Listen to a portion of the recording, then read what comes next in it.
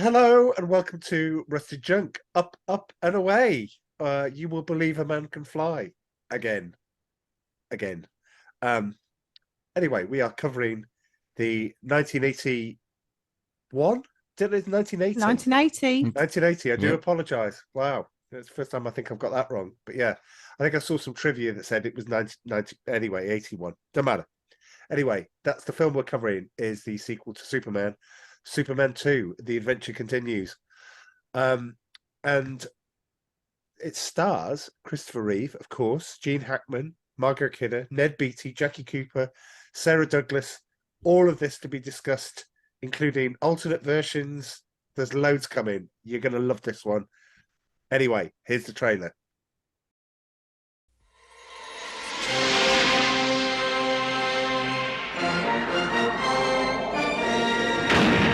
Superman 2. The adventure continues with the three villains from Krypton. Each one with the same powers as Superman. Each one dedicated to violence against mankind. Think of it. 3 supervillains. Or 4 if you count him twice. The adventure continues in Paris with Lois Lane.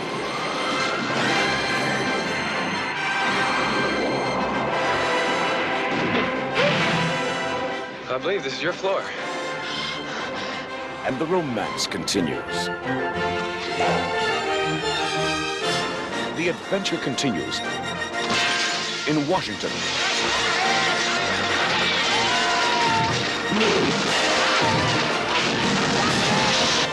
The world is on the brink of destruction. Superman, can you hear me? And Metropolis is in ruins. Superman, help us! Is there no one on this planet to even challenge me? Superman! General, would you care to step outside?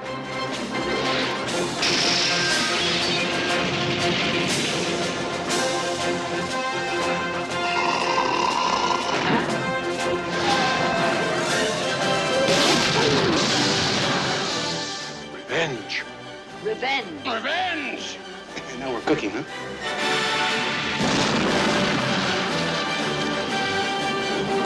The big one's just as strong as Superman.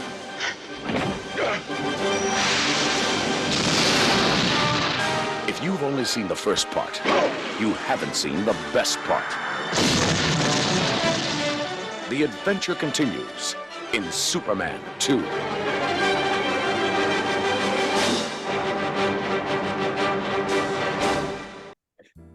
Well, if you were getting paid by the amount of times you said the adventure continues as the announcer, I think he's just earned £7. He's a cool announcer, though, and I love that trailer when I first saw it. And again, this comes from the perspective. Back when I saw it, I was 14, and we have different thoughts like when we're younger. But anyway, sorry to interrupt, but I was 8, so. And I did go to the cinema to see this because I was ready for it. I was looking forward to it. You're going to introduce everybody because those that are listening don't know who's here. Well, they find out soon enough. I don't think I introduced them last time. I just You kind of have like introduced people. kind of know who we are. Hello, And everybody. hello. Hello, everybody. Hello, listeners and people that don't watch us on YouTube. Everybody, would you like Quite to a lot. introduce yourselves? Oh, it's me. It's Mand. Toodle Pip. Yeah. Good evening, everybody. Dom here. Papa Dom. It's me, Joe Poodle Pip. Poodle Pip. Right, okay. For those not watching, Amanda's changed her name to Toodle Pip. So if I do refer to her as that, it's only because I look down and I see that. I have got other sweet names for her, I suppose, but Sweet. Aw. Toodle Pip will do. Let's not go there, yeah? Let's not go there. Okay, right. So scores on the doors. What are we? Who are we going to go to? Who does it start with? Joe. Joe, I think we'll start with you because you might start be the with most me? positive. I think out of the. I don't know. It's but I'm just very gonna. possible. Maybe. Yeah, and I'm a huge Superman fan. I mean, I did want to say that growing up, I was really big into Marvel. And the podcast that I do, WDWNT Nerd Alert, we basically about superheroes, Star Wars, some sci-fi, but we mostly cover Marvel and DC. And back when I was growing up, I was a huge Marvel fan. I loved Spider-Man, the Fantastic Four, Hulk. Hated DC, hated Superman, Batman. They were completely different animals back then. If you got a DC comic, that meant your parents didn't like you, Oh, Oh wow. because they were so boring. They had boring villains, they were boring superheroes. The Super Friends cartoon show didn't do them any favors. Everybody just hated DC with a passion. Super Friends. Yeah. Yeah. Mhm. But along came Superman the movie, which was a major motion picture, and it had a decent budget. And I remember my father took me to go see that. And the tagline was, "You will believe a man can fly." And they were not kidding. Not every scene is perfect with him flying. But when you first see him leave the Fortress of Solitude after he sees Jor-El for the first time, looks incredible, looks so real. There are so many times that it looks real that he's flying. But that movie made me fall in love with Superman. He is my favorite superhero by far. you see? Ever since it. Oh yes, Okay, he is I, at did the. not, I didn't know that, Joe. Yeah, yeah. Well, yeah. Oh, are you being sarcastic? No, I didn't know. Oh no. Well, I I thought guess you were more Marvel than anything. No, I would say it was Superman, Batman, Spider-Man. Hmm. But yeah, no. The first movie. What was great about the first movie? It was for the first time. Like, we had Batman with Adam West. He did a movie. Yeah. And I think we had the Incredible Hulk TV show, and we had a Spider-Man live action TV show, and they were all corny. They were all like comic booky. They really weren't adult, but this wasn't an adult movie. This was like, a drama. It was like an actual dramatic movie. For the first, I would say, maybe hour, you really felt the heart of Superman, his whole origin story. It was so perfectly well done. It's got problems, the movie, but it's my favorite superhero movie. And it just changed the way I looked at Superman. Like, there's all different incarnations of Superman. It's not necessarily Christopher Reeve's Superman is not the origin story that originated in the comics. It changed, to based on what Richard Donner saw him as, the director. Okay. But anyway, I loved it, and I could not wait for the sequel. And just to see that, one of Superman's biggest problems, it's still this way today, is he's so powerful that he's kind of boring, because he can defeat anybody, even the villains that he faces. He's way more powerful than any of the villains. So it was smart. What they did is that they actually got 3 villains from Krypton to fight him. So you had 3 villains that has equal power as he did. And these villains were really not in the comic books. Like, they were mentioned maybe once or twice years ago, but they were like one and done. So they weren't very popular comic book villains. But I thought that was fantastic. And I never thought, like, after seeing Superman the movie, that they're the first people that you see in Superman the movie. I didn't think we were ever going to see them again. And to see them back, and to have Superman have to face 3 villains with his powers, I just was blown away with the idea of Superman actually fighting the 3 of them. And it didn't disappoint me, the fights back then, especially when I was 14 years old. I loved it. A lot of it had to do with the fact too, and we've said this before, I'm sorry if I'm rambling. No, carry on, Joe. Context. Passion. There's so many, like the Karate Kid. Like, when we reviewed the Karate Kid, we liked it better when we saw it when we were younger, because we were kids. It was made for kids. Superman 2 was made more for kids, and we want to see action, we want to see fighting and all that stuff. We want to see more Superman, and we got all of that. But yeah, the acting wasn't the greatest. There were some that stood out, but I still love the movie. And back in the day, I thought it was better than the first one, and a lot of people did. But again, we were kids, it's like, when you get a little older and then you kind of view it based on what a good movie is, it's not the best. But I would give it an 8 out of 10. And we'll get into the different versions, like you said, later on. But that's my rating, an 8 out of 10. I still enjoy it. I still have fun. It brings back fond memories. But it's not perfect. I will say that. No, that's pretty cool, Joe. Did you see Superman, the first movie, when it came out?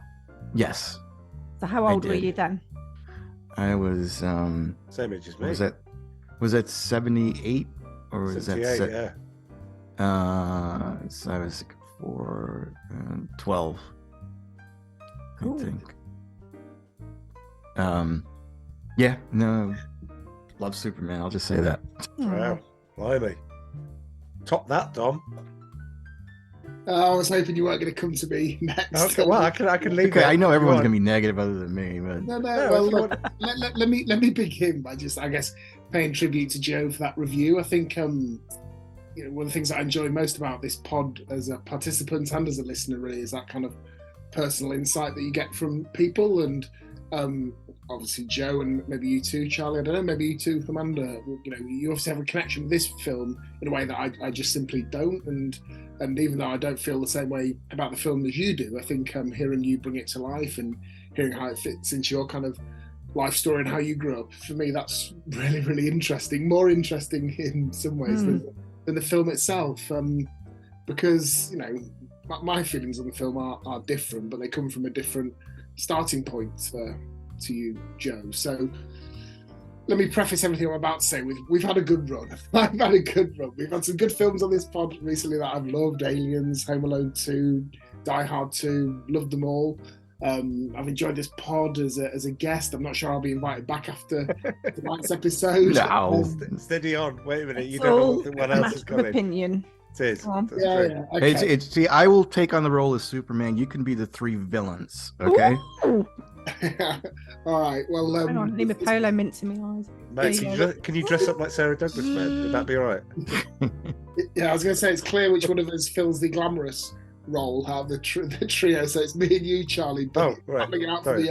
for the mute one who's just there to throw things around. But anyway, yeah. So look, for me, I did not like this film. The acting I feel is terrible. The quality levels being somewhere between a pantomime and an adult movie. I thought in terms of the actors, the special effects, I thought were embarrassing and make like 1970s public information films seem sophisticated and well done in comparison. I thought there were huge issues with the editing and the pacing and continuity of the film, some of which are explained obviously by the director changes that happened. I thought the tone of the movie's all over the place, from kind of sort of knowing winks and slapstick to po-faced seriousness, and I just thought the dialogue, how Terence Stamp managed to come out with some of those lines and keep a straight face, I don't know. So I didn't enjoy it. For me, it felt like you talked about Adam West earlier, Joe, and I just felt that this was the Superman equivalent of the Adam West era Batman, in urgent need of a reboot. And my score for this is 2 out of 10. I'm sorry. It's okay. No apology is necessary. Somebody called the police. There's been a murder. Yeah, I can't get to you. You're all the way over in the United Kingdom, so don't worry about it. Oh boy. Don't worry, Dom. I don't think you're in the doghouse that much. Amanda. No. Yeah, you're not going to go next. Oh, Charles. can I? Oh, yeah. Do you know what? I'll go next. Rarely. 8-year-old Charles loved this film, and I mean loved this film. My first recollection of going to the cinema was being taken. I think the first film I ever saw at the cinema was Snow White and the Seven Dwarfs, and I was just transported to magical theatre. Just at that point, I knew I loved the cinema. Then I got taken to theatre. My sister Alison only took me to one film. It was The Cat from Outer Space. I don't know if you remember that. I remember that. Yeah, well, nobody remembers that. So did one of those pointless answers. By the way, if you're ever on It's a bit Pointless, like a duck from outer space, isn't it? hey, do not have a go at Howard. Thank you. This is not the time nor the place. Although it's nice if he gets a mention. And then I get taken to Star Wars, and everything changes. and you like, and then I get taken to Superman, and then suddenly you're going, right, okay, and then the trailer for Superman comes out, you're going, this just looks incredible. This looks amazing. Look at this. 3 Supermans. He's going to be fighting 3 Supermans. And I came out of that cinema and I was buzzing. And I was like, this is next level stuff. There's nothing that's going to equal that. However, on repeat viewing, it's a mess. It is all over the place. Dom, I don't think I can put it any better than that. It doesn't know what it wants to be, and the original Superman is incredible. It deserves the title of epic.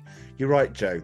The scenes and the special effects almost seem worlds apart, with the earlier film being better. I remember the special effects. There were, even from, Lois Lane's car crashing, effects like that. And then you look at the effects in this film and you go, is there something going on here? Because it seems to have just taken a nosedive. You should see 4. I watched the retrospective on 3 and 4 today. Oh boy, this is Citizen Kane compared to the rest to those two. But Come on, what's your score? It's 5.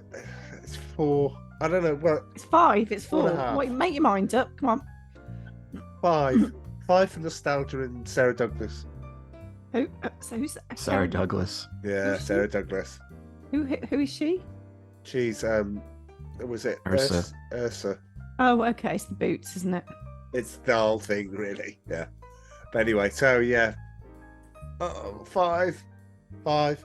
Dear. Well, you're not going to like me either. All right. Okay. Here we go. Yeah, I just got bored. Oof.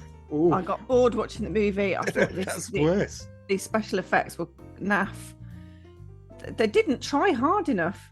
Well, either they tried too hard and they completely cocked it up, or they ran out of money to do budgets or for special effects, or something happened, because it really wasn't as slick as I was expecting it to be for a movie from the 1980 kind of era.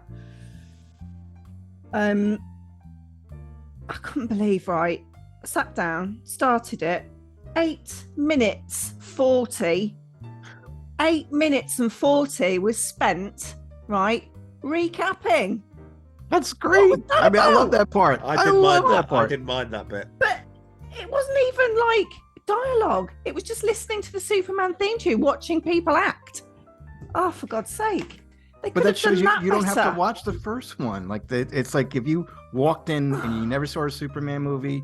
Why would you not have watched the first one if you're going to see the second one? I don't know. Maybe your parents wouldn't let you or whatever. You didn't have a VCR. Yeah, could be many reasons.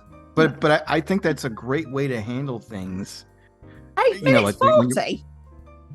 Yeah, but you were I agree, Joe. Actually, I did like the recap. Oh no, that you could have done that in about 2 minutes. I thought it was gratuitous padding as well. Yeah. Okay. I'm going to stay on the top here with you, Joe. I mean, just I'm no, not sure I'm didn't exactly need welcome, it. but Didn't I'll need stay it at all. here. The whole Lois Lane thing, I don't know if it's a generational thing, but she's a bit dim, isn't she? Well, we'll get to the characters. Yeah, we'll get to the characters. Yeah, I know, but it was just annoying me, and the whole no one recognises it's Superman facade is annoying in its own right. To be perfectly honest, just stick a pair of glasses on.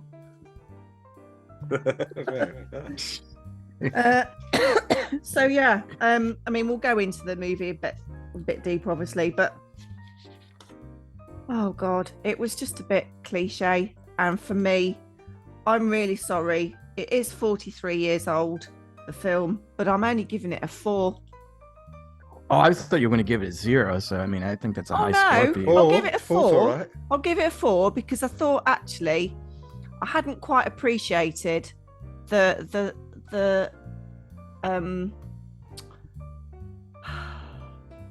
loveliness of Oh God, his name's gone out of my head. It's Christopher Reeve. That's it, Christopher Reeve. Yeah. He's great. Oh, Yeah. he was quite a dish. Yeah, Not with those wigs on though. This is Amanda. She's got a massive fetish for The Rock. So anybody with muscles. Well, no, it's not that. It's just I like tall guys. Yeah, I meet that criteria at least. That's fine. And handsome Okay. guys. Well, I was going to say, you like Stephen Merchant? No, that's why I thought handsome. Anyway, let's move on. Right, so anybody listening to this that's just stumbled upon it, it's going, oh, love that film. Please stay. I know we've got a 2, a 4, a 5, and an 8. That is quite a chasm and a lot of things to discuss.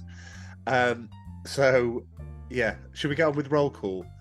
And well, actually, should we tell everyone the version that we watched collectively, as opposed to the version that it would make sense that once to, existed and still does exist. But I over to you, watched- Joe. You I are a watched resident both. Superman expert. Yeah, I watched because both. I don't know what the different versions are, so I only watched what we watched. I don't I'm know. convinced the version that I watched is the worst version. The other version is the better one now. Sorry, Joe. I know you don't agree. No, I disagree. Well, yeah. Do you want to take it? And say I'll the leave different it- versions. I'm leaving it up to you, Joe. You're the resident expert on this one. So Richard Donner did the first one. The Salkinds were the producers, and they were always fighting with him because he went over budget. He was taking too long. Is this but- the one that we watched? No. The first movie, Superman the movie. Oh, Oh, sorry. okay, sorry. But while he was making Superman the movie, he was also making Superman 2 at the same time. To kind of save money in a way, and just to get the sequel out quicker than like 5 years down the road. Yeah. But they were always fighting with him, and they wanted him, to do it their way. He wanted to do it his way. So they fired him, and I think there was like about 70%, maybe 75% of Superman 2 was completed by Richard Donner. And they fired him, and they brought in, was it Richard Lester? Richard Lester, yeah. Yeah, who did A Hard Day's Night. I mean, he didn't have, I think, The Three Musketeers, or Yeah. he didn't have a lot under his belt. But he came in to finish the movie. The cast wasn't happy because they loved Richard Donner, and I know Gene Hackman didn't come back because he refused to work, and they hired a double for some of his scenes. Whenever you would see the back of him, and they had hired someone to do his voice, an impersonator. But yeah, they really weren't too happy. I think the only one that didn't mind was the actress that played Ursa. But then it turns out, I found out, this is probably part of trivia, is that in his version, that's not even her voice. That's right. Which is bizarre. I never knew that, But in the Richard Donner one. So anyway, so people knew that a lot of the film was finished. I guess it was like several years ago, maybe at least 10 years ago. And they found it in the vaults, and they kind of put everything together. The fans were behind it. The studio was behind it. They're like, let's see what Richard Donner would have done with this movie. So they put all the pieces that he had done, and then they kind of added additional effects, and they added like some test screening footage for scenes that were missing that they couldn't find. And so it was kind of like a Frankenstein's monster version of the movie. I think it's a great companion piece to the theatrical one, but my problem is that it's not complete. If he was able to do the whole thing from beginning to end, it would have been more dramatic, less comedy. It would have been more interesting, and I would have been really happy with it. But that we can't see that movie, and also as much as we can. We can. It's nearly there. But the endings are both the same in Superman the movie and Superman 2, because Donner was planning on Superman reversing time for Superman 2. He wasn't planning on that happening in Superman the movie. And it just doesn't work, because we had just seen that movie. It's the same exact thing. He just like spins the world backwards to reverse time, and it just looks weird. I would not have put that in the movie.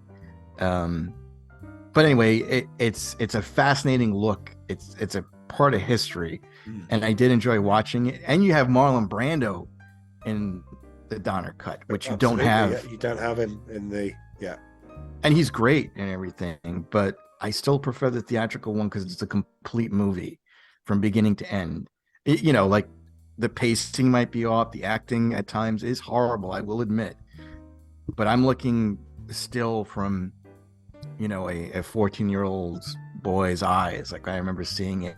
And another thing I wanted to mention too, this is the movie that for me, and I don't know if it's like that over in England, we used to stand up and clap in the movies a lot. Like during Rocky, like we didn't know people that we were standing next to. We'd be hugging each other, kissing each other.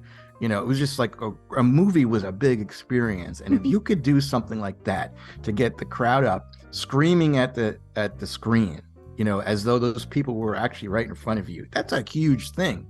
And I've seen it happen just a few times. Like almost all the Rocky movies were like that. But Superman 2, for me, that was the most that people got up and applauded during the movie that I'd ever seen.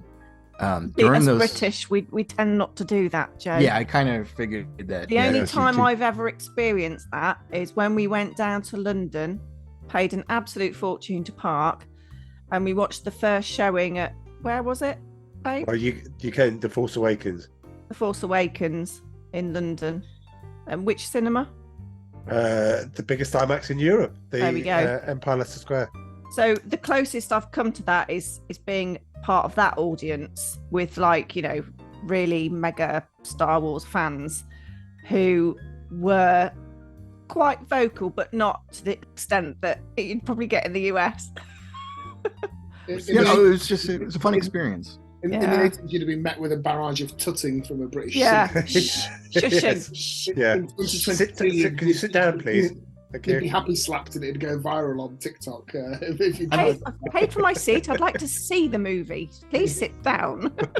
They have people over here that shoot at the screen, with guns and. Well, let's certainly make it. It didn't happen during Superman, but it was so many times I got up and was jumping up and down, clapping, and the people around me were too. They were screaming at Superman. They were booing at Lex Luthor. I'd never seen anything like that before. Even in the first one, it wasn't as much as this. And I'll always remember that. I guess that's why I think of it fondly, because it wasn't only a movie; it was an experience. Yeah. Maybe if I would have seen it in a different theater, or I saw it today for the first time, I wouldn't have had that same feeling. Yeah. It's a lot of nostalgia. I think this is the right place to start with the pod, because I think understanding that directorial dynamic and how the film was cobbled together is important to understand some of its perhaps flaws or eccentricities later on. But I think also, Joe, as well, you describing again where you came from with this film and the journey you've been on with it, I think really helps to understand it, because even when I'm being sniffy with my review, I appreciate it that it's not kind of an intellectual exercise. It's about enjoying a film, isn't it? And feeling part of what's going on the screen there. Yeah. So, definitely brings that to life. Yeah, definitely. I mean, the biggest thing from the Donner cut is there is no Paris scene. There is no, that whole thing's cut out. And the way that they escape from the Phantom Zone, being trapped in there, is the nuclear missile that he diverts and throws into space at the end of Superman. So it pretty much continues exactly where Superman left off. So, yeah, I mean, you're making me feel bad now, Joe, because I feel bad. I do know, because I remember how I felt when it came out. So, yeah, okay, still 5. There's so much wrong. Amanda never says, regular listeners will know this, but Amanda never says. She never talks during the movie. She never offers a commentary. She did in this case. She's like going, "Why? Wait a minute. How did he get from there? Where did he get the car from?" Right. There's loads of things. there are loads of things wrong. Yes. I guess we'll get there. We'll get there. We will get there. Anyway, shall we get on to roll call? Yeah. Okay, here's roll call. Roll call. I realise when I say it, roll call, not roll call. Roll call. Anyway, we need to come up with one for Oscar Bounce. Oscar Bounce. Have we got Cast. if I go through, do you is there a natural place for Oscar Bounce to be, or is it on one? Too much Oscar Bounce in this in my preparation for this. I've had to cut it down. So Wow. Wow. See, Joking. I Wow. know for a film that I've scored 2 out of 10, there's 3 different. I mean, obviously a lot of it revolves around Gene Hackman, but he's far from the only Academy Award. Yeah. Okay. Yeah. I get Wow. that. Well, should we just go through? Yeah, let's just get on with it then. Come on. Well, Christopher Reeve then. Not a lot really, apart from Superman. I did see the retrospective on Superman 3 where Christopher Reeve is put into the background and Richard Pryor's front and centre. If you thought that Superman 2 didn't make a lot of sense in places, then pretty much the entire Superman 3 doesn't make any sense whatsoever. But next to Superman 4, which had its budget slashed in half while they were making the film, they had to give it to special effects. It's basically like Hollywood handing me loads of footage and going, Charles, could you just do some effects? We need it in 2 weeks. Is that? And Yeah, I'm pretty I'll sure I cobble would come up something with something better than the effects Yeah, in Superman yeah. 4. But Christopher Reeve, Superman 1 to 4, Somewhere in Time, switching channels with Kathleen Turner and Burt Reynolds, where he plays the nice but, ultimately going to get your heart broken by the end of this film, nice guy. And he made a cameo in Smallville. I don't know if I've missed anything, really. well, he was in Street Smart, I think. Which he said, I'll only do this film if you make Street Smart. I think it was this film he'd said he would do. Well, at the time, people loved Street Smart. Okay. And I think that was Morgan Freeman's first movie. That's right, yeah. But Not a I lot do else, want Joe. Not a lot else. I can't think of the movie, but it was like a mystery. I think it was a play, but I can't think of it. But yeah, not much else. I would say. When did he have his accident? It was the late 90s, wasn't it? Was it? Yeah, it was after Superman 4. He died, I think it was in 2004, was it? I believe it was. I don't know. Yeah, no, around it's then. sad. Very sad. But Absolutely. But I did want to say, I mean, what's great about Christopher Reeve's portrayal of Superman is, he plays 2 characters. He plays the nerdy Clark Kent with the glasses, and he plays Superman. And what's I feel that's brilliant with it is that he's so nerdy that people are repulsed by him in the office. They don't acknowledge him at all, do they? And I've had Like that. he's not even there. In my office, there was a guy that used to sit next to me. He was so disgusting that people would just stay away from him. Like he used to cough every 3 seconds, and then by the 60-second mark, he would suck in all of the snot that he drew up, and I had to sit next to the guy, and I thought I was gonna just kill us both. That's probably the best solution. Did he turn out to be a superhero? I mean, is this Did what's he going take to his happen? glasses off? And It then was like, so weird. Aha! I'm the Shadow. He looked like Shrek. He really did. He was nothing to look at, but he loved himself. He actually had an 8x10 picture of himself on his desk. I And- respect anybody that play. has the bravado to do that. self-love. He just was so weird, and he used to hit on all the girls, and everybody used to get skeeved by him. He wouldn't do any work. He would stand behind your desk and kind of sneak up behind you and just count the gray hairs in the back of your head, But that was the type of Wait, person did he that get, you did would he get a lot avoid. of action, Joe? No, he got 0.0 action. Oh, okay. I thought there was Charlie, jealousy that was creeping in. Do you remember that guy we used to work with who's Phil desk- Berry. No. It Oh, was right. in our directing, but MIS, I think it was called. Anyway, he had to have his desk burnt. Do you remember? Because what they discovered was, I mean, he was a gross individual all round, but what was truly horrifying was when somebody looked under his desk and there was like a stalactite of nose pickings, which he had accumulated Oh my over a period of time. I And, can't- Aaron, do you remember that? I can't tell you who it was, though. he was called, well, it's a long time ago and it's quite a common name, so I think he was called something like Dave Jones, or it was a very generic name like that. But yeah, the guy had a stalactite of boogers, as you would call them in America. That's burnt. Burnt. Yeah. I thought you were going to talk about comic book guy. Phil Berry. Phil Berry. Yeah. A prototype for him. Yeah. Who would know if he was actually a You listener? might even listen to your podcasts. Yeah. You're one less listener now. He ain't gonna kill me. Well, I will meet all listeners. I'm sure he's changed. I'm sure he's seen the error of his ways at the time. Let's hope. Kissing his ass. Just in case. Christopher Reeve, though, isn't, as you say, Charles, not got a great film career. But what I thought was interesting is that the roles which he allegedly turned down, because according to my research, he said he was uncomfortable playing the action genre because the starring roles could easily be played by anyone with a strong physique. So he turned down the lead roles in American Gigolo, The World According to Garp, Splash, Fatal Attraction, Romancing the Stone, Lethal Weapon, and Body Heat. Also Fletcher Christian in The Bounty, which went to Mel Gibson. So even if there's a bit of a pinch of salt in some of those, that's quite the series of films to turn down, I thought. You know, Blimey. Yeah, absolutely. Well, the Richard Donner connection in there, he would have, yeah. Wow. You know, it's weird when you hear like how many Hollywood actors turn down so many amazing roles. You know, it's like, what's wrong with you? You know, and like they're doing nothing. Like I remember Michael Keaton was the same type of person. Like he was off of Ghostbusters and he was doing nothing. He's like, nah, it sounds stupid. You know, it's like, are you serious? You know.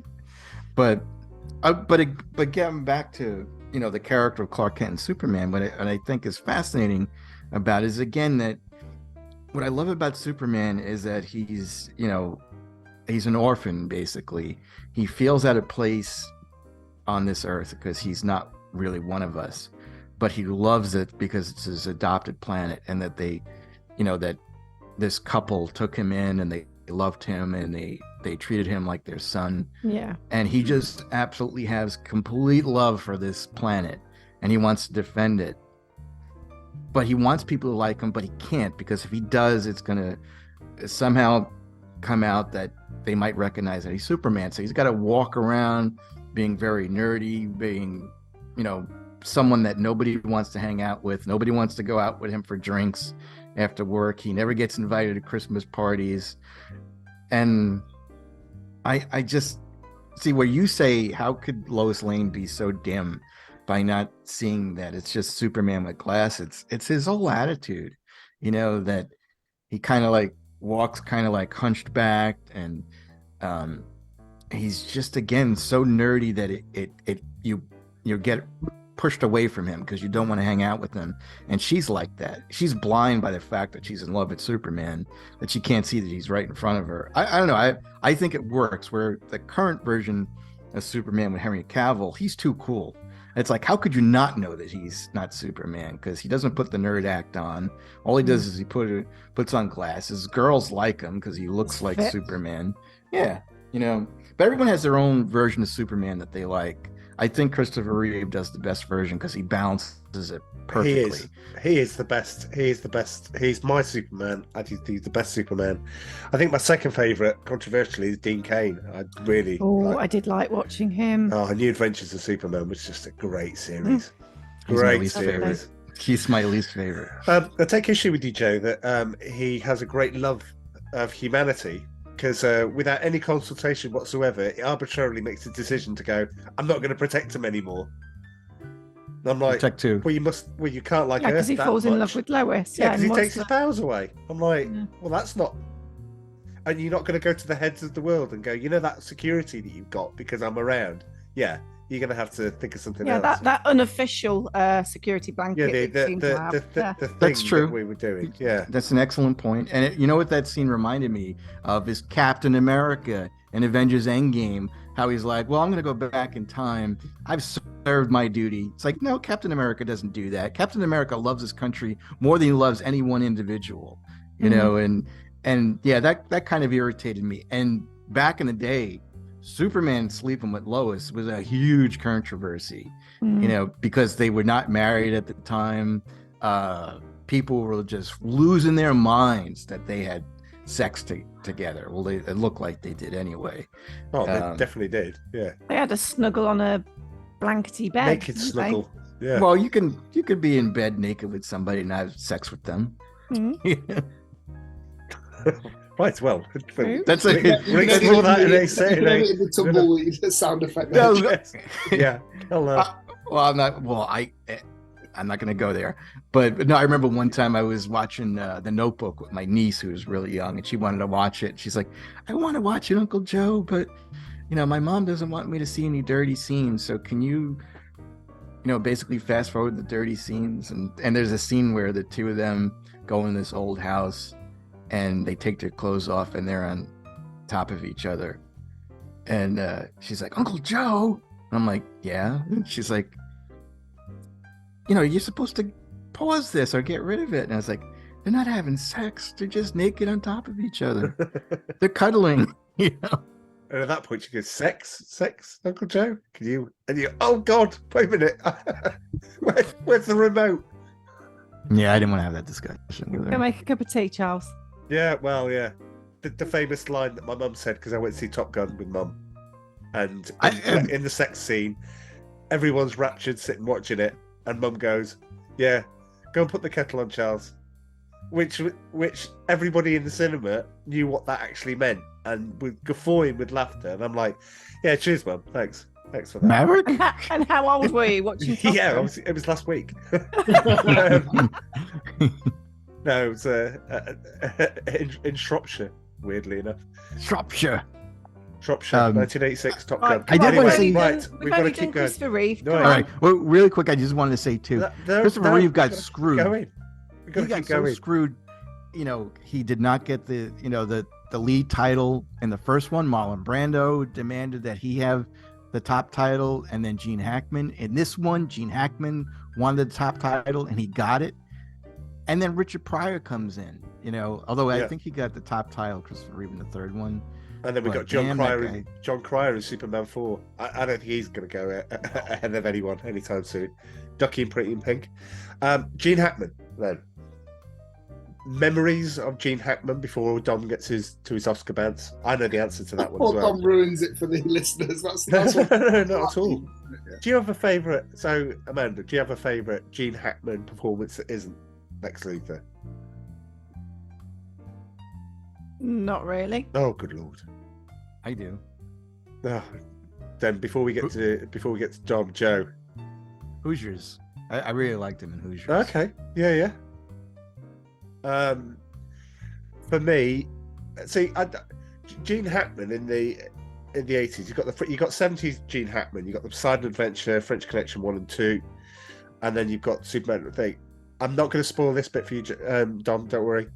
The 80s, the late 80s Gene Hackman, I really liked. Target, Bat 21, Danny Glover, No Way Out, Kevin Costner. Great films, and I mean great films.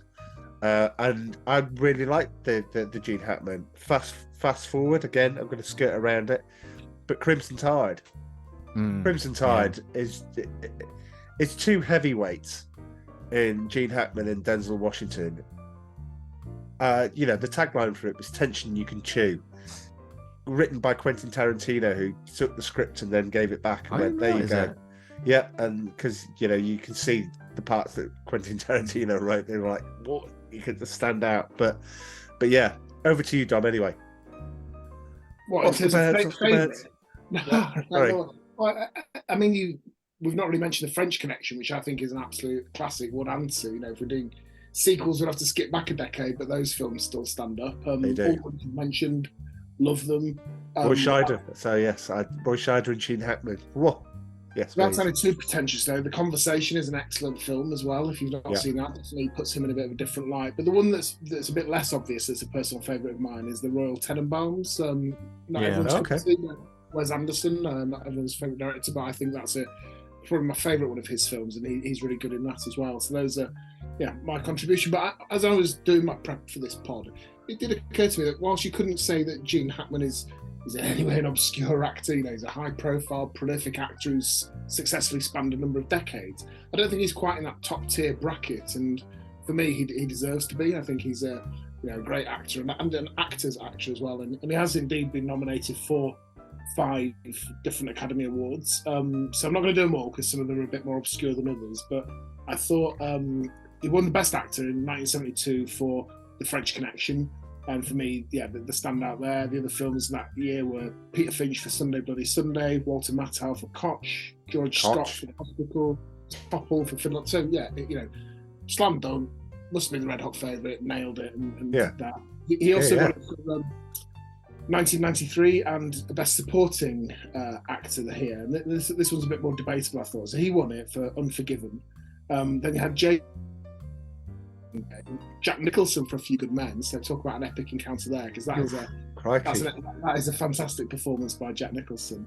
Al Pacino for Glengarry Glen Ross. So not one of the films I'm talking about when we talk about Al Pacino, but a great film and a great role in that as well. And then slightly more obscurely, David Palmer for Mr. Saturday Night. But to beat Jack Nicholson in A Few Good Men and Al Pacino, I think is... Al Pacino won the year before for Scent of a Woman, and it was almost like one of those where the Oscar goes, oh, how have we let Al Pacino not win an Oscar for all this time? Let's give it to him for Scent of a Woman, which I actually think is a really good film, but a lot of people thought it was a cop-out to give him the Oscar for that when he's Godfather. I don't even think Scent of a Woman's good, personally. That's we love it, don't we? Don't we, Toodle Pip? Yeah, I like that film. Yeah. It gets a bit annoying when he keeps going hoo-ha like that. That's a bit annoying. Yeah, but we'll say I loved him in Unforgiven, and if it was up to me, I would have given him the award too over Jack Nicholson. Fair enough. Yeah. His first nomination was in 1968. The only thing I want to say about that is it's one that we've referred to before, which was he lost out to George Kennedy for Cool Hand Luke, and that's the Naked Gun link there. So Naked Gun would have had some Oscar bants. 1971 was pretty obscure. He lost out to John Mills for Ryan's Daughter. That was Gene Hackman's portrayal in I Never Sang for My Father, which surely is going to be some sort of pointless answer. But I thought his 1989 Best Actor nomination was worthy of a bit of discussion, because this was the final 5. So it was up against Dustin Hoffman for Rain Man, Tom Hanks for Big. Who'd have thought that got nominated for Best Actor? Edward James Olmos for Stand and Deliver, and Max von Sydow for Pell the Conqueror. But yeah, 3 big films there in Rain Man, Mississippi Burning, and Big, and indeed he duly lost out to Dustin Hoffman for Rain Man. It was Rain Man's year. It was just everywhere. What was Hackman's movie? It was Mississippi Burning. Sorry. Yeah. Oh, okay. William Dafoe. That's a great film. Let's not forget him. The Firm. So 2 John Grisham novels. Firm with Tom Cruise and Runaway Jury with John Cusack, which I think is brilliant. If you were ever in any doubt of his sort of whimsical side, I urge you listeners to check out a film with Robin Williams and Gene. I'm trying to remember the Robin Williams, Gene Hackman, Hank Azaria. Basically, it's called The Birdcage. And now that is the end of that film. I will never ever forget, because it's just a great film. Amanda's looking really puzzled. We need to watch that, because Robin Williams is everyone's just all pretty good in in it. Yeah. He was also in Get Shorty. He was Wyatt Earp's dad in Wyatt Earp. I think we've got everything there. Young Frankenstein. Young Frankenstein. Margot Kidder. Not a great deal. I think we can just skip a little bit here. I know we can talk about her as Lois Lane as we go, but The Great Waldo Pepper, Amityville, that I watched that by mistake because it was on and I was left in front of the TV, and it put me off horror movies for about 5 years. So I just didn't go anywhere near it. Because it wasn't very good, or because it was scary? No, I remember she was looking out, and she turned around and there's a devil sat inside the kitchen, and it's so freaky. I mean, the whole Amityville thing. It's one of those things that I can't watch again. I watched The Exorcist it's real. when I was young. Yeah, I watched The Exorcist as well, and I can't watch them in the same way that Amanda can't watch The Omen because that would just do her in. Well, I don't know. I'm toying with the idea of actually watching it again, but the problem is I don't want it to re-release the visual nightmares that I had. I'm not sure if it's therapy to do it or whether it's just leave it alone, Amanda. Let's have a double bill. Don't poke the Amityville bear in Horror. the zoo. Oh, can we join in? I might even come down and invite myself to stay at your house if we're doing that. I want to be. Horror is my favourite genre, and I love it, and I want to be there on that journey with you. If you are going to either bring a sleeping bag and some snacks and stuff. You see, I've watched The Exorcist, and I thought it was funny. Oh, jeez. But I watched Beetlejuice? Crikey. Yeah, I watched it with teenage boys, and they were just mucking about all the way through it. So I think it's because I wasn't really paying attention and just having a laugh. There'll be no laughter, not our film night. I'll be sitting there fucking around a pipe watching it. So yeah, we've got to do that. We've got to do a horror season or a horror special, or I'm just going to turn up unannounced and we're watching horror films. Yeah, one day you should come down here and see Jaws while being in an inner tube in the water. Yeah, I'll do your that. legs underwater. Yeah, and we'll see if you get scared. And the divers paid to come in and yank some people down at a certain time. They've got earpieces in. Yes, I know all about that. Yeah. No thanks. Yes, and at Jaws Fest, which I may never get to, but anyway, Jaws Fest. That's what they do, and you are on the beach. You are in the same place where the shark was. Oh, yes. How can they put a movie on at the beach? They put a big. You're watching it from the dinghy. You're watching it from while in the sea, watching it on the beach. It's like a drive-in big screen, like theater. a drive-through, drive-in movie. Yeah. A drive-through movie at Drive-in. the sea? There's a big screen, and you're watching it from the sea. I don't know what else I can tell you. Oh, in a car? No, you're in a tube. Yes, you're in. I'm confused. You're in James Bond's Lotus Esprit from The Spy Who Loved Me. Yes. You know, like one of those big tubes that you like your legs go through, and you know what Dom is just above explained. Water. Yeah, the thing he just literally explained. It's like a tire. Okay. Yeah, okay. Yeah, and next to him is Chitty Chitty Bang Bang with the inflated thing in there. Now we're talking. Oh, okay. Yeah. What do you see? Oh my god! Good lord! Love that movie. I love that. No, movie. I like that movie too. Only they spoilt it at the end with the flying car.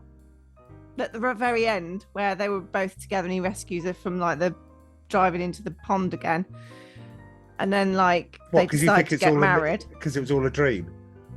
No, not that bit. The real bit. No, but it perpetuates the fact that it's not a dream. But it's not a dream. No, it's not a dream. It's about Chitty Chitty Bang Bang, but they completely spoilt it. But it is a dream. The same with Grease. Why did they have the flying car at the end of Grease? No need for that either. There is.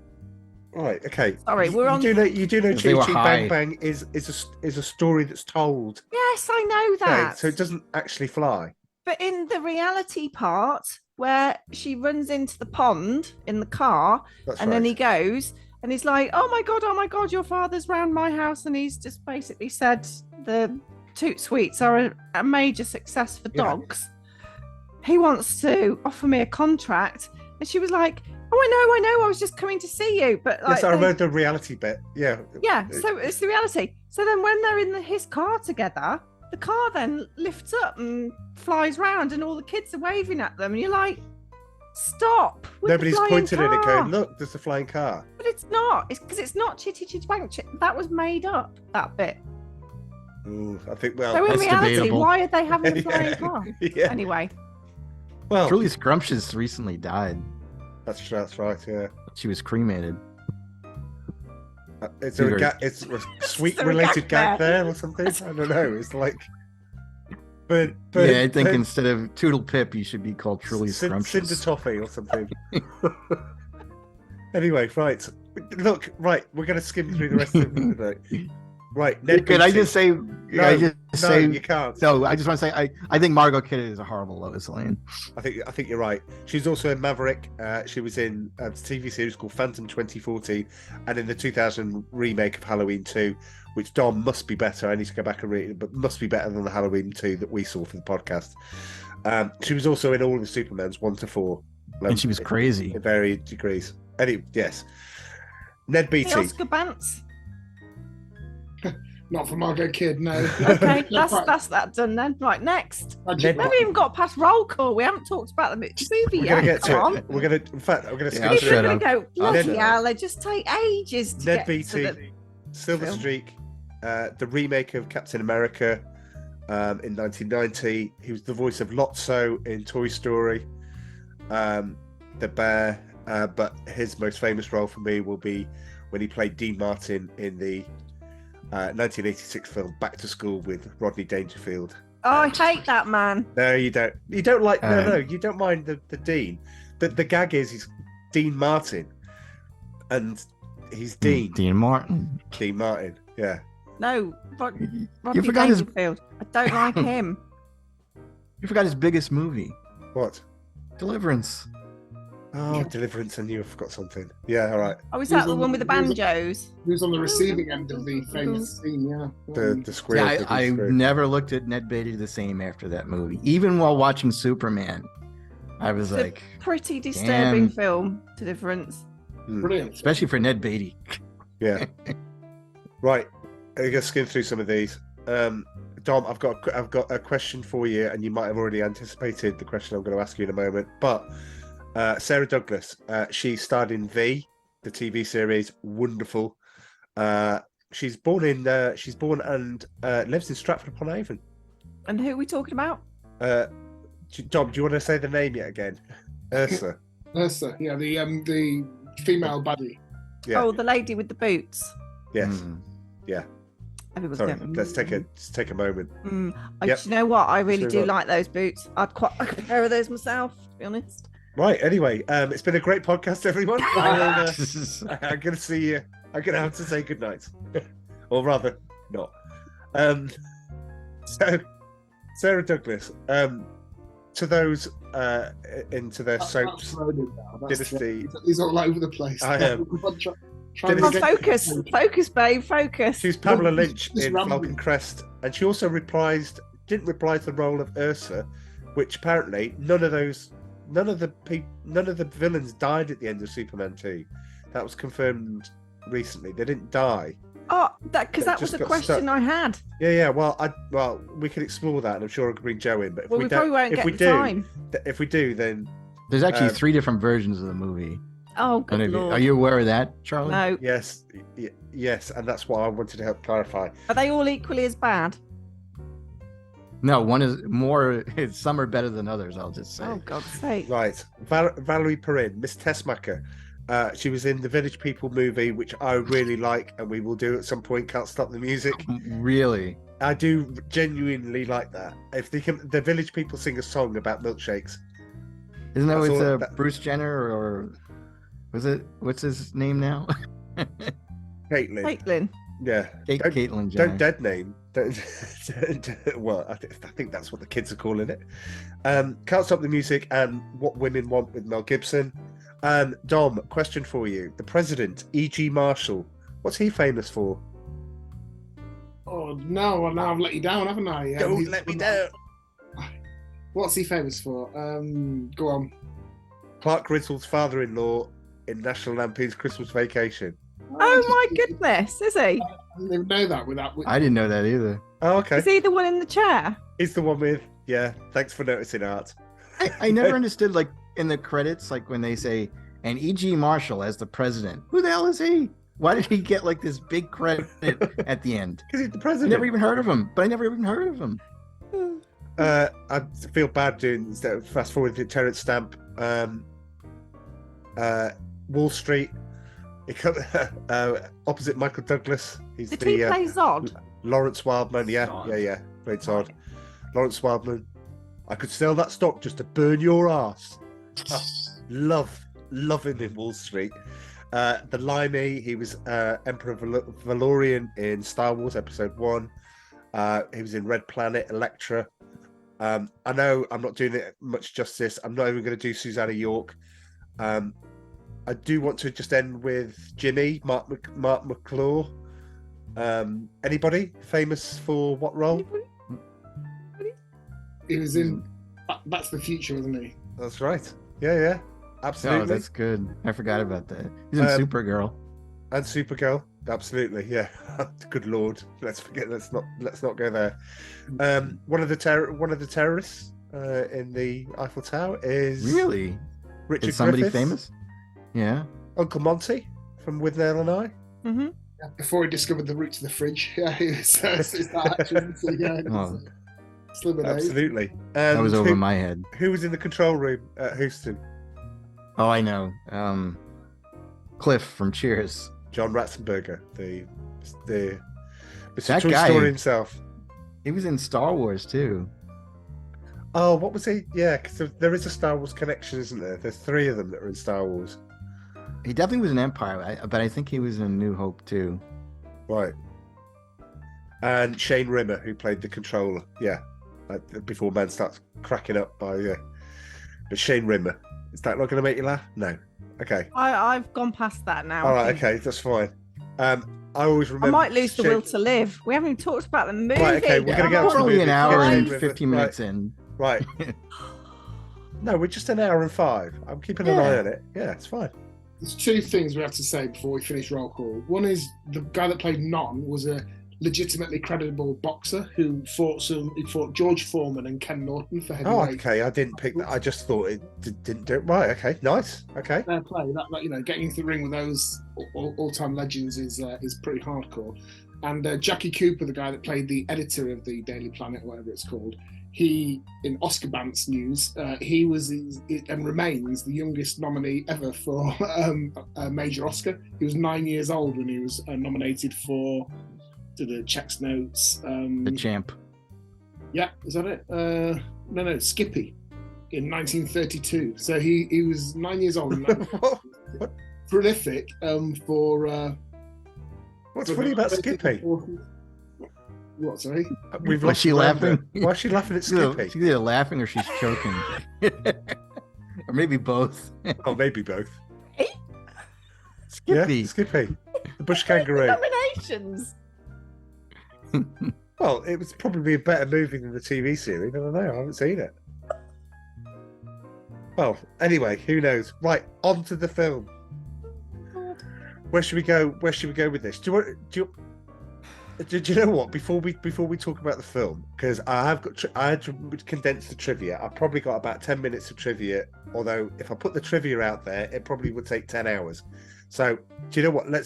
I want to hear your annoyances with the film Toodle Pip. Oh, good. Right. Right. Okay. I'm going to go for annoyances, then that's going to not make it look very good. No, it's fine because I haven't got that many, but Right. I'd like to share these. Right. So first one, 8 minutes 40 introduction recap. Done it. Not a lot going on. Done it. Yeah. You're outnumbered. Disagree. Well, yeah. Just not Excessively necessary. disagree on that. Yeah. one. Not necessary. It's almost like riding on the coattails of the first movie because we know that this movie's not that good. Oh God, it's almost like fair. it's a sequel, and you need to Yeah. explain what's going on. Oh, Yeah. yeah. I'm with Okay. you, Amanda. I agree. Didn't need it. Okay. I like the fact that they had Concorde mentioned because they sent Lois to Paris. They cut out that scene. It actually, they aired a version of Superman 2 over here in the United States, which was 2 nights. And I think it was either 3 to 4 hours. It was pretty long. And there's a scene of him, such a cool scene. I don't know why they cut it out, of the Concorde flying. Oh, And Superman is next to it and he looks at the pilot, waves, and he goes, It's like, why would you cut that scene out? It was so Oh. awesome. But Lois Lane's supposed to be on that Concorde yeah. because that's what Maybe the this editor was a- says. That we've already No, flown her it's out good- there. No, he was trying to save Lois because he knew she was in Paris. So, was there only one Concorde at the time? Yeah. I No, don't know there what was to tell you. there was more than one. Oh, I thought there were. No, there's more than one. The one 'cause that Air takes Phil France had Collins some. to Air do Live France Aid. had Concords, and British Airways had Concords as well. Right, so Okay. why, okay, in Paris, in the Eiffel Tower, it didn't take long to get up the top, did it? And no red face, no out. Running up the stairs. No clutching at her heart, Jesus. going, oh, God. I thought, Christ, she's very, very fit to be running up all those stairs. 'Cause there's a lot of stairs. I don't know what they were trying to accomplish I don't know. by blowing up the chains and the brakes and everything, because that thing was just going to land and blow up Paris anyway, right? Wasn't it? It was just an incredibly unrealistic depiction of the French, because surely they would have surrendered within the first 30 seconds. That's true. And then held Sacre a strike bleu. or protest afterwards. Oh, and plus, I'm sorry, how did Superman, when he saved Lois, span around the Earth really quickly? But it takes him ages to get to France. Yeah. He knew he had time. All right, and How right, did he know okay. that? Can I just carry on? Yeah, Thanks. sorry. Right, okay. You've got to give annoyances to your annoyances, but all right, yeah. Okay, Go on, all right. go on. Why did she get underneath the lift? She's an idiot. Yeah, okay, yeah. Well, Don't get it. We Don't don't get it. have any explanation. for that. No reason to do that whatsoever. Da, da, da, da. Where did Right, he get the the car space from? explosion Okay. when Superman gets the lift, rescues Lois, tells her to stop being a stupid woman, and then takes the lift back up. But instead of just like depositing it somewhere where it could be recycled or putting it down by the side of the Eiffel Tower, no, what does he have to do? He has to take it off into space. Because there was a bomb in there. Go and like take it up into the upper stratosphere, into space, and create space junk. It blew up. There was no space junk.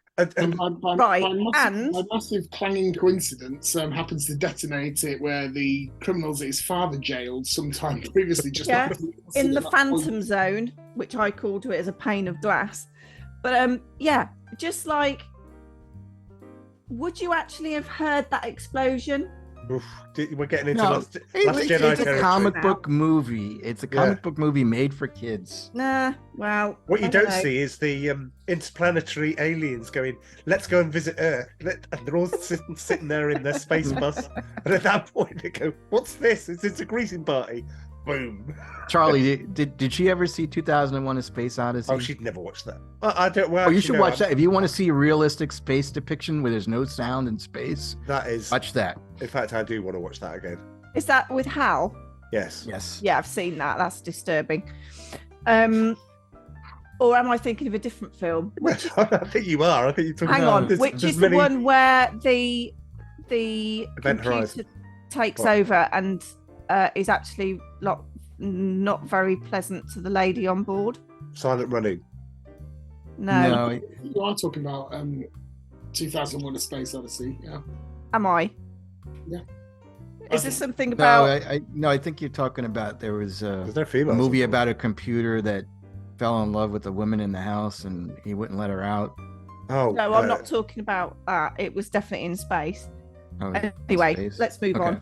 Right, when they're back in the Daily Planet offices and he's rescued her, and she's like deciding while she's having a fag, right? Sorry to our American listeners. While she's having a cigarette. Yeah, Thank you. nice advertising Alright. as well with the Marlboro packets everywhere Well, Yes, yeah. we'll get to that. and the Coke sign, yeah, and everything else that was going on. Strangely, instead of him championing fresh orange juice for vitamin C, he goes, Lois, surely, we've got pills for that now. He's advocating vitamin tablets rather than having proper vitamins from oranges. Anyway, I couldn't quite get that. I didn't even pick that one up. I didn't Okay. find that annoying at all. I mean, because it's like, why would you want to go through like a bag full of oranges and instead of just having a pill? Because it's fresh. Amanda, Well, yeah, but- I can't believe you've skipped over the fight on the moon as not causing. No, I haven't, because that's the next bit. That's Oh, like wait a minute. Oh, you- Right, okay. You've got. I'm giving you 5 minutes to get all your gripes out of the way. Okay, right. Moon mission. Very fragile spacecraft. I was really not impressed with that moon mission thing at all. That just was really annoying. Lex escapes prison by a hot air balloon, ends up heading north. He hasn't got a coat. And then you see him on a blooming snowmobile, dressed up to the nines in big, massive coats. And she's all dolled up with her red outfit. And then it transpires she's not been to the toilet for 2 days. And the Yeah, boat. the heater. Don't forget the Get boat. that. There's a It's boat. Lex Luthor. He probably has some. Don't Maybe get he that. has like really warm underwear that you don't know about. Where did he get the snowmobile from? Did he nick Dunno. it? Oh, and the kid mucking about at Niagara Falls. Oh, come on. That's not going to happen, is it? Yes, it would. Kids are annoying. No, it wouldn't. It wouldn't. Yeah, to be But honest, it yeah. took him way too long to get to the bottom. It I did mean, take a long It's like he time. It's Yeah, like he yeah, felt yeah, like 10 yeah, miles. Yeah. Yeah.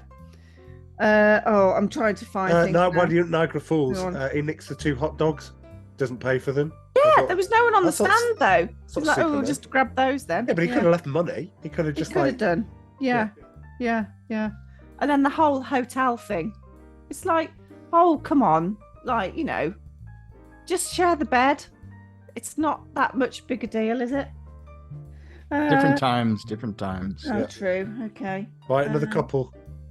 Oh, and then when she finds out when he's actually Superman and that he confesses and then obviously takes off the glasses to reveal everything. And then he says, "Oh, we'll go to my place." So he whistles her off over to his crystal house. And then she says, I'm "I'm just gonna looking at slip Joe into going, something more." Crystal House. Why don't you just call it what it is? I don't know what it is. What is it? Fortress of Solitude. Oh, there we go, Crystal. It's just Superman's gaff. Don't It's a worry cooler about it. name. Crystal House. She says, "I'm going to go and slip into something more comfortable." And at that She point, didn't Dom, take I any thought of you and naked. luggage. I thought of you and Naked Gun. I thought you'd coming She back in it. didn't take any luggage with her. Can we just have a quick interjection on the Fortress of Solitude, if that's what we're calling it? Crystal House. Crystal House. Where is that? Because it's simultaneously in the North Pole and North North Pole. in small town America as well. That's not explained, is it? He loses his powers and they walk from there to. True. That's true. I'm coming on to that. You got another 60 Okay. seconds. Seriously. Okay, so it looks like Superman's got a closet of ladies' clothes then, because she's found something in his crystal house. Okay. His mother's My clothes. superpower is looking fabulous. that's his strap. Oh, look at me today. Oh, yes. Nice. Anyway, when he goes Joe into might end that up capsule, going shush, very shortly. I've only Go on. got limited time. Stop using it up. Right, when he goes into that capsule, then it removes his powers. Why he has to have his powers removed? Why can't he just fall in love and just be Superman? Or why I even don't tell get your that. dad? It's I don't insane. get that. I don't get that at all. I would, it's like, when you basically you ask forgiveness after you've done something. So he should have had sex with her. And so I didn't know, Joe. I'm sorry. Right. So when it removes all his powers, why does he come out looking a complete and utter dunce with that stupid spotty haircut of his? Why did it make him look like really? This is nitpicking. Because he's not that is nitpicking. That's No, too, it's too not. much. I can Too assure much. you. So then I said, "Oh, he's got no powers. How are they going to get home? The car. There's no car. They flew there. He can't fly anymore." I don't know where You're ruining this movie. He got the car. He must have got the car of Superman, and also How? the Didn't see decanter, that. the wine glasses, and the table and the cloth and everything. Oh, You and there's didn't something see- more comfortable. You didn't see all of the Fortress of Solitude. You don't know what was in there. There could have been No. cars in there. There could have No. been clothes No. in there. Swimming No. pool. There could have been a bathroom in there. You just No. didn't see everything. Yeah. No. Right. One more, and then we've got to Oh, go. We've got God. to go. Just pick one. Pick your best one. The dialogue. Oh, just okay. It's probably just a small one. Right. Okay. I did wonder what happened to the 3 criminals because they just got booted down the side of the crystal gaps in the house. Surely they're either rotting in his crystal house somewhere, That's true. or Yeah. you know, or they've kind of magically kind of just run away somewhere because they haven't got any I powers think in now. the TV movie, the 4-hour version that Joe watched, or something that was, I think it was Sarah Douglas that was interviewed, and she goes, "No, they didn't die. They got arrested. That's it. That's what I was looking Well, for. they're They got inappropriately arrested. dressed for cold weather as well, with her in a very long, Well, so is Christopher They were Reeve next- in his sports jacket, high heels trying to and hike a slitty lift with trousers. a lorry. No, They were not just- going to enjoy prison. not in survive. those clothes. They'd be frozen. They really would. And then, That was. and then, That's it. That's it. no, That's last it. one. No, Top that's it it. all off. He delivers a new roof to the White House. What the? Seriously? Oh. Oh, Well, if you So were that's mildly nitpicking. curious about Superman 2, then You know, it's funny. My friend can't watch this movie because at the end of Superman 2, when he's delivering that roof to the White House, the waterfall or the water fountain that they have in front of the White Yeah. House is a picture.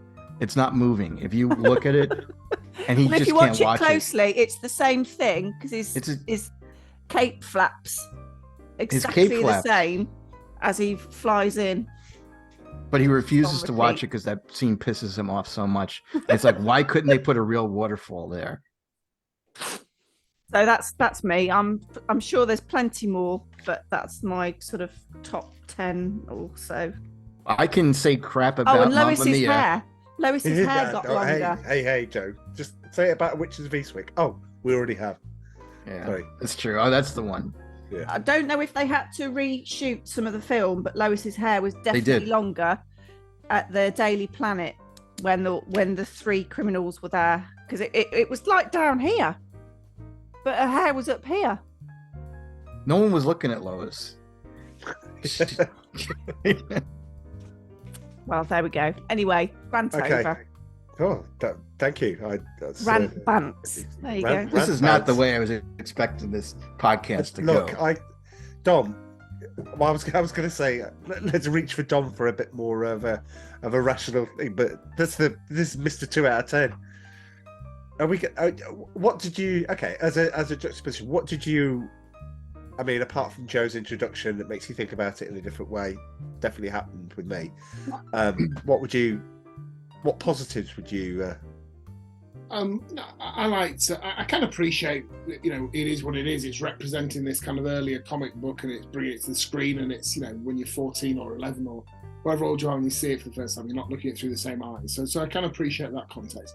I think, you know, the bits that I enjoyed most watching it recently, probably the dialogue in the Daily Planet. I thought they should have done more with that. Some of it was genuinely quite amusing, like when the editor says to Clark Kent, you know, you should take a leaf out of Lois's book. She's going to go probably get an interview with a hydrogen bomb and see what makes it tick. You know, kind of there was some snappy one-liners in there, which I thought were pretty amusing, and you know, a bit more of that back and forth. I thought those characters were neglected, really. You know, Jimmy and the editor, and kind of the hustle and bustle of Metropolis at the expense of some of the other stuff. The film just feels to be like one set piece moving to another, to another. There was no real development, and I thought when they did take the time a little bit more, there probably was more of a sense of humour there and some wit. So that's probably the part of the film that I enjoyed the most. I thought Christopher Reeve did give a good performance as Superman. I thought, in slight contrast to what Joe said, when he played Clark Kent, I thought he overcompensated that nerdy bit, that it was kind of creepy performance almost when he was Clark Kent.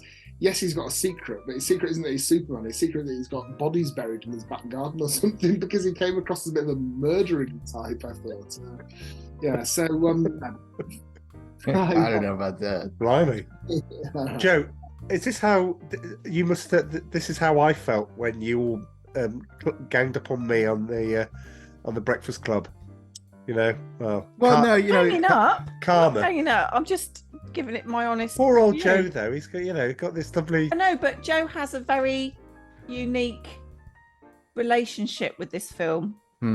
That's We true. don't. Joe's a Right. bit older. Saw the film Well, I for do. the first time. We're in the minority here. Joe's right. When I was looking at the critics' reviews, they all loved it. You know, this was a popular film. Yeah, it got 83 and 76%. It's successful at the box office. The critics loved it. So it's us who aren't getting it. And maybe as an American, maybe, because Superman and DC Yeah. and comics are such a straight, such a prominent part of perhaps growing up in America, that less so in this country. Maybe that's one of the reasons we don't appreciate it as much. Mm. Well, we never thought that they could actually make a movie about Superman because it's just difficult. And they did it with the first one. And then the second one was all action. The problem with a lot of superhero movies is that they're origin stories, and you don't get to see the character fully powered in his costume until maybe halfway through the movie. This one starts out, he's Superman. He's got his costume, he's got his powers, he knows what he's doing. And although we love the first one, we wanted to see him fight. And again, like I said, it's difficult for Superman to find a villain that he can fight that's his equal. And he had 3 of them to go after. That fight in Manhattan did not disappoint. I mean, for me anyway, I thought it was such a cool fight. I mean, I still remember as, when I'm younger watching this fight, and I'm just blown away. I still don't know how they did. I mean, I watched it recently. I don't know how they did that effect of throwing Zod into the Coca-Cola sign for back then, because they didn't have any special effects back then other than blue and green screens, Yeah. And your That was favourite pretty line cool. is the bit that was taken out of the Richard Donner. What's your favourite line, Jack? Yeah, in the Richard Donner cut, he put in. All right, now I'll say in the theatrical one, is his what do you say? Is his General Zod? Do you care to step outside? And which was really cool. And Richard Donner replaced it with, "Did you never hear of the power of the press, General Zod?" It's like, what? I mean, that ruined the whole movie for me. Yeah. Also a very popular line is "kneel before Zod." And I know you said, Dom, that you didn't like Terrence Stamp's performance, but we loved it. I mean, it's like, for us, the only other British actor that we really knew was James Bond back then, and then this guy was like on another level for us. I mean, and he just became a classic villain. Like, again, I like the Zod that was in the Henry Cavill movies, but I prefer this one, because he's smart, he's calculating, he lets his goons do everything for him, and he's a real threat. I don't know, like I said, I love the villains, I love the fight, I love Christopher Reeve in this, and the music. I wanted to mention the music too. So John Williams didn't want to do it too, because he was another one that he was annoyed that No, Richard he was Donner busy on died. other scores, so he Well, came he was also that, but I also heard he was annoyed that he was fired, so he felt funny doing it. So he got like one of his apprentices, was it Ken Thorne? and thought, And yeah. I remember when I was a little kid, like, again, they just had albums, and I could forget about finding it where I lived in Staten Island, the soundtrack to Superman 2.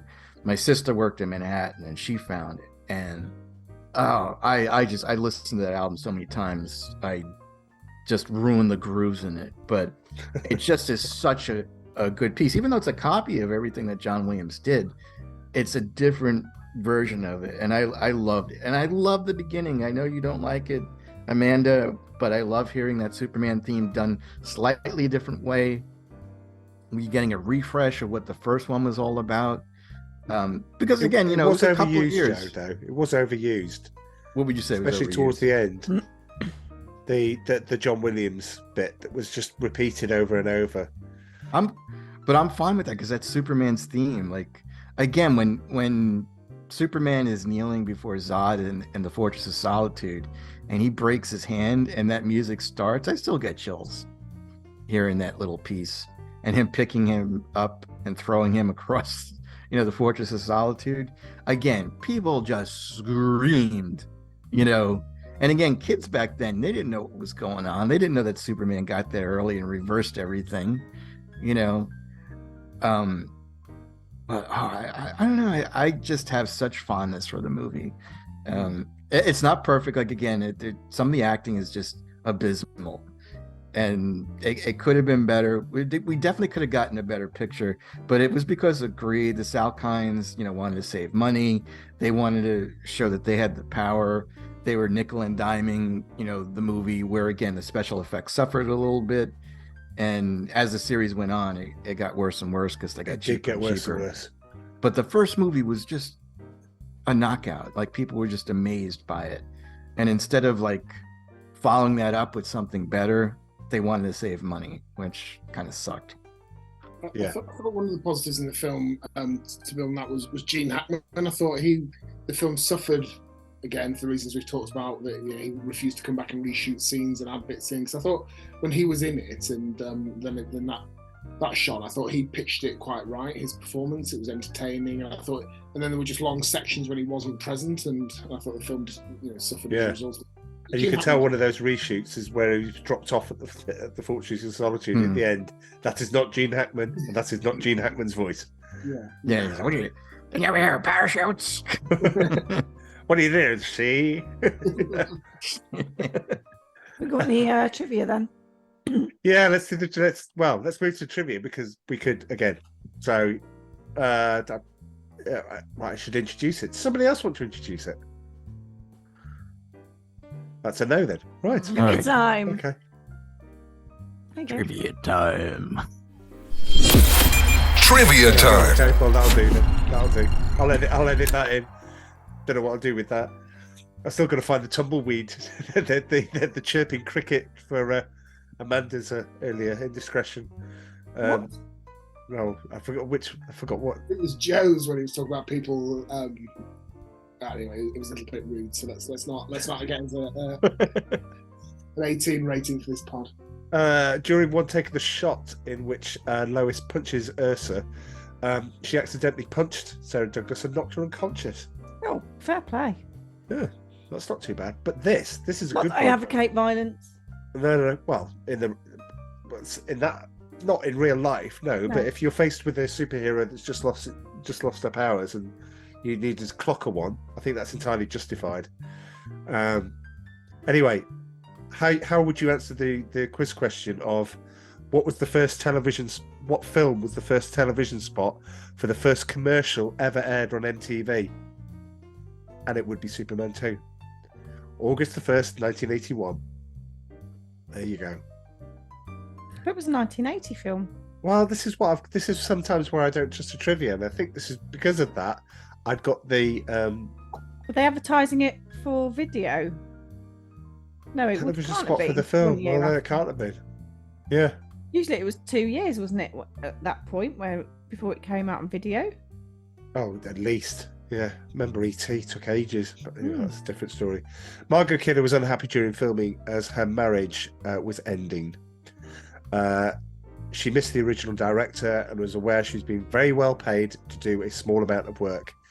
In an interview with Rolling Stone in 1982, she recalled that for several weeks, I sat around my dressing room, listened to music, read The Great Shark Hunt and Orwell and a lot of French literature, wrote letters, worked on a screenplay, went through divorce, and every so often I went on set and said a line, went, "Oh, Superman."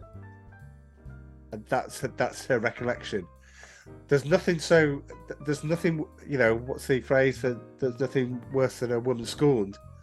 In this particular case, taking the director off, when we talked about Aliens and we talked about the revolt with the cast at Pinewood, when you took off the person that they all respected, it seems like the similar thing just happened with Richard Donner, is that everyone that was left that was still, willing to shoot some scenes was like, oh, yeah, all right, okay. A bit lackluster. Yeah. Margot Kidder was a pot-smoking hippie idiot, Oh. and that was part of the Don't problem. mince your words, too. Joe. Eh? Yeah, No, I won't. don't Because hold back. she was lucky that she got the role as it was. It's like, so what? You're having problems with your marriage and everything. I mean, you're in like one of the biggest movies ever made at that time. You should be happy, be a professional. And then later on in life, like I was saying, she went nuts. Like someone found her in a doghouse, and she thought that people were coming to kill her, the CIA or the FBI or the mafia. And then she pulled her own teeth out. She was just, it was a sad ending. But I think, again, a lot of it had to do with drug abuse. It's a shame. Yeah. And my favorite Lois Lane is Terry Hatcher from that series, Lois and yes. Clark. Yeah. Ka-ching. What are She you used to shaking your star head? in FHM, didn't she, and stuff? Oh, she did. That really launched her, didn't it? Yeah. Yeah. What was that? Absolutely. What did she star in? Oh, she was in the Lads mag. magazines. You didn't There's really- I a don't semi suppose you got them. And you've not seen porno the- type. Oh, Maxim and Yeah, sort things like of. Maxim. Yeah, but British. Yeah. Full of lurid. Although I do miss Loaded, by the way. Reference for you, Jeez. Dom. Oh yeah, well, the early days of Loaded, best and the best writing. Absolutely. Writing. Yeah. It You wasn't like bought Play. You It bought wasn't the like magazine Playboy for the where you writing. had. Yeah, there was some good. Yeah. It was essential reading for about 18 months, I'd say. 18 months. Yeah, and then it just degenerated. Race to the bottom of just becoming a. Yeah, but it was very good when it started. But anyway, we're getting off. All our German listeners sat there going, "Can you just get to the next bit?" And that's my fault. Oh, I did want to say something. So this movie was released on June 19th, 1981. Right. Oh, Okay. So it was, I think when you see it's 1980, it was made in 1980, but it was Well, actually that's when it released came in up on 1981. IMDb, It's release. Okay. That's what I'm looking. I'm looking at IMDb. Okay. oh. Well, then I'll go back and scrub the entire first bit because I was talking about a completely different film. That was from 1980. Which version was released though that they're talking about? Well, theatrical. Yeah, there's only one. This one. The other one wasn't available. Oh. Yeah. Anti-smoking campaigns opposed the film because Marlboro paid $43,000 for the brand to be shown 22 times in the film. Lois was shown as a chain smoker in the film, although she never smoked in the comic books. A prop included the truck sign with Marlboro on there, although vehicles that we use to distribute tobacco are always unmarked for security reasons. Yeah. This whole thing, the relationship with Marlboro in the thing, led to a congressional investigation. Oh. Wow. Absolutely. Yeah, it was good advertising. I wanted to smoke after that. Well, Did you really? Perhaps that's why they showed her running up the Eiffel Tower, because she smoked 20 Marlboro a day and she could still do that without coughing her lung up. Then they can't be bad for you, can How they? dare you? They don't allow Marlboro in. There's Gulwar all the way. I think they get them confiscated at the airport. And she was eating hot dogs, hamburgers, and orange juice. Yeah. Well, you've been busy then, Dom. Finding Terry Hatcher on the front of FHM. I've got it permanent as my screensaver. Screen. Oh yeah, I think I had them alternating. Gail Porter and anyway, right. I didn't realise she had such a large chest. To be honest, mind you, it might be augmented digitally. I suppose. She hasn't aged well, but Yeah. she was pretty hot back in the day. Gail Porter, on the other hand, Yes, I just. That's she right. really had like I've got a full head of hair. The scene of Ursa kicking the astronaut in the nuts was cut in Japan due to the sensitivity of a woman being so dominant. Oh, can't have that. Can Cancel we? culture already. Look at that early cancel culture. What else did we get? I know a girl who kicks guys in the nuts for a living. Oh, jeez, don't go there. For a living. No, I'm not kidding. All right. Okay. Well, we'll discuss when we. that's offline. Two controversial scenes in this movie that fanboys, film geeks, and critics complained about for years. The first is Superman's an amnesia-inducing kiss. Yeah. Fans complained this was a Deus Ex Machina type ending and a cheat because this Superman skill was never mentioned in the comics. There was a lot of things that weren't mentioned in the comics, but again, you got to suspend your disbelief. But it says, in fact, it actually appeared once or twice, but it was very obscure. The second scene is where, and this really annoys me, Superman removes the plasticky thing from his Superman insignia and chucks it at Non, Oh yeah. covering him What's that? subdued for a second before vanishing. Critics criticised the scene for being random, not taken from the comics, and pointless because it didn't do anything. As kids, we didn't complain about that back then. We thought it was cool. Right. Okay. All We right. were like, I didn't know Superman could do that. Wow. So the last couple of bits in July 2021, as he pointed out, Jack O'Halloran, who played Non, revealed Superman didn't kill him, Zod and Ursa at the end of the film.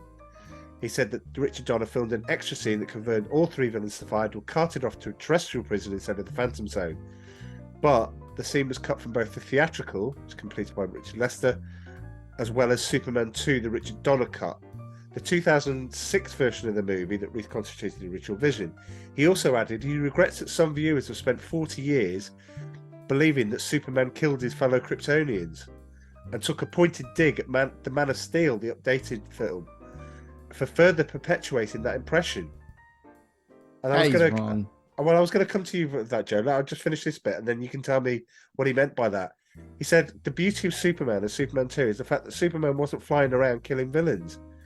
He was putting them in jail. There was an American way of law and order about it. That's what's wrong with the movies they did afterwards. They got darker and darker and darker. Those first two films still stand up all these years later, you know. And just before I ask you that, I don't understand. My minor annoyance is Superman gets his powers back and goes back to the diner and smacks the guy around. Right? That was a cool scene. Yeah. Again, people stood up and cheered. It makes no sense. He wouldn't have done that. He's not vengeful. Well, the guy was a jerk. Yeah, but he wouldn't have done that. Jerks. There's loads of people that are, you know. But he's human. He's not. Well, I guess he's not. Well, he was raised human. So I will say. Do you want to explain the context of the reference, and then that will end trivia time, unless anybody's got some burning ones. Yeah, I will say it's BS. He did kill, the villains. First of all, like Amanda said, he either left them there to freeze to death, which was in the theatrical one. And the Donner version, he uses his heat vision to destroy the Fortress of Solitude, killing them definitely at that point. And then in, the one that was on ABC, like a regular local broadcast station, there was just some scene that they filmed, which again would kind of piss Amanda off, because it's like, do they really have police officers in the North Pole? They have elves. No. But I don't know if Santa Claus lives in the North Pole, or maybe Superman lives in Alaska. I mean, it's very cold and there's polar bears. Oh dear. Alaska? No, yeah, ask away, Joe. Sorry, bad gag. Jamaica? No, she went on her own accord. Right. So, any other burning trivia before we wrap up this meeting of minds? But one of the scenes what I thought was a little bit too long, right, was when they were blowing people. 2 minutes. Oh God, that went on forever. And the guy on the phone, he was still talking, but there was no phone box. What was that about? Oh, sorry, you just reminded me. Stuff. Yes, you just reminded me. The most major annoyance that I've got in the diner in Metropolis, everyone's walking around like they just haven't seen the president. Basically, all of this stuff happened on live TV. They seen the army get their ass handed to them, right? And there's 3 people with the same powers as Superman. They've seen heat things. They've seen everything, and they're sitting around there going, "It's all right. I'm off to work tomorrow. Do you fancy pints after work?" And it's like, do you not see the imminent threat to the Earth that's coming there? Even in the diner.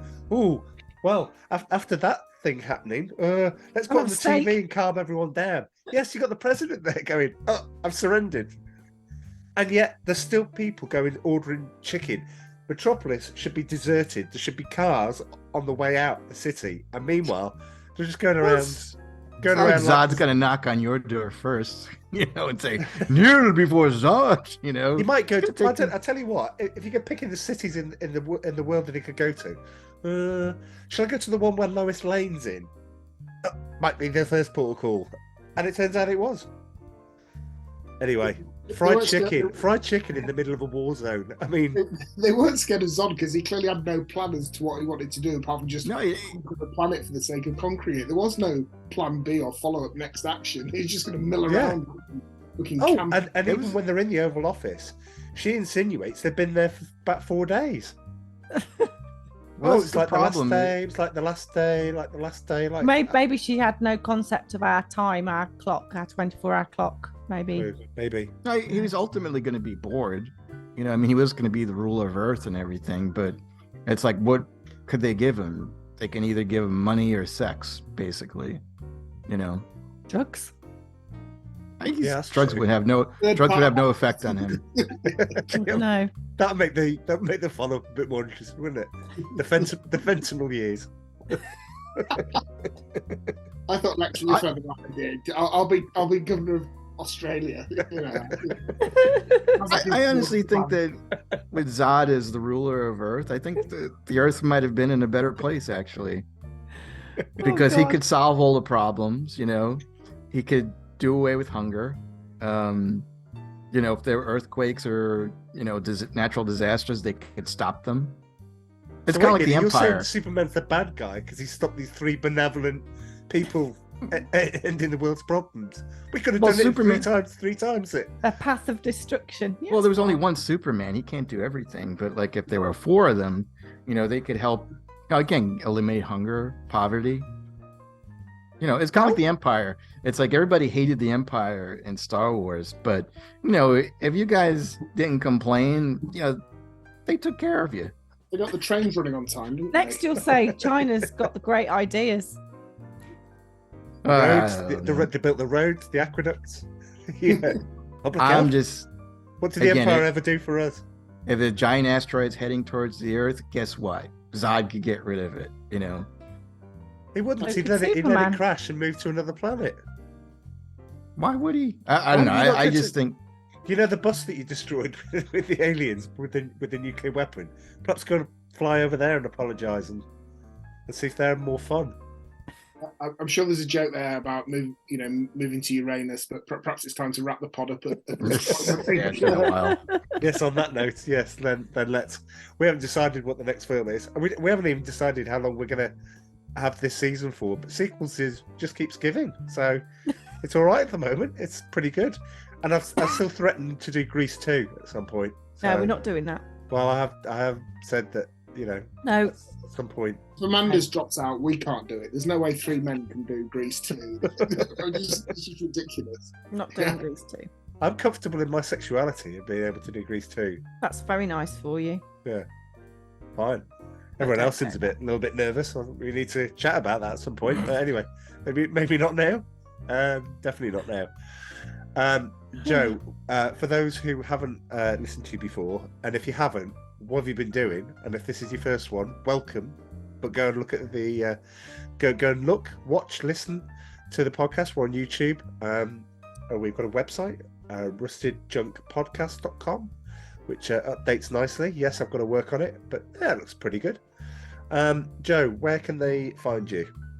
Yeah, I have a podcast. It's called WDWNT Nerd Alert. It's our 9th season. We just started a couple of weeks ago. Ooh. And yeah, we have a lot of fun. We have a good group amongst us, and we basically just argue with each other, kind of like here. Yeah. Except it's like we're just the villains in that podcast. Absolutely. So I'm going to go first. Cheerio, everyone. Good night and God bless. See ya. Toodle pip. Yeah. Bye. Bye. Truly scrumptious.